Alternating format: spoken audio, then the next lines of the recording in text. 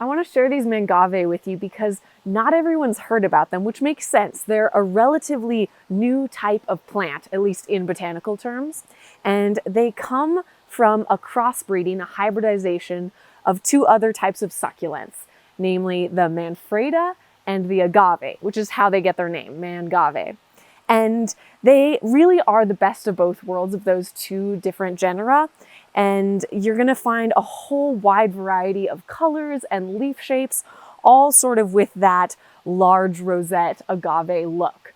But because of their Manfreda genetics, they also grow a lot faster. And they tend to have some really unique red speckling to them. So you can find some that are more blue, like a regular agave you might see. But then you'll start seeing others with a little bit of red speckling, some that are straight burgundy, and others that are near black in color. So there's a huge variety out there. You can find some with these really narrow leaves. This is Bad Hair Day over here, and it creates a beautiful fountain growth habit to it. While others will kind of fold up in on themselves like MANGAVE praying hands that looks like an artichoke. And they're really fun to grow. Ideally, these are growing outside, but they're not hardy for everyone in the US. So if you're in a climate where a particular cultivar of MANGAVE isn't hardy, you can grow it indoors, but I really recommend keeping it on a very sunny windowsill because it's the sunshine that's going to bring out those burgundy speckles or pigments or even the near black like that one there.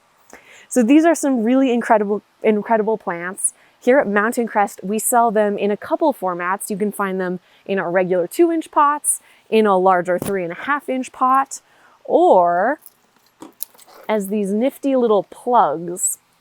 So plugs are rooted succulents. They come ready to plant like this. You can see this one's got plenty of roots ready to grow. And so that's a really great way to get starts at a nice affordable price.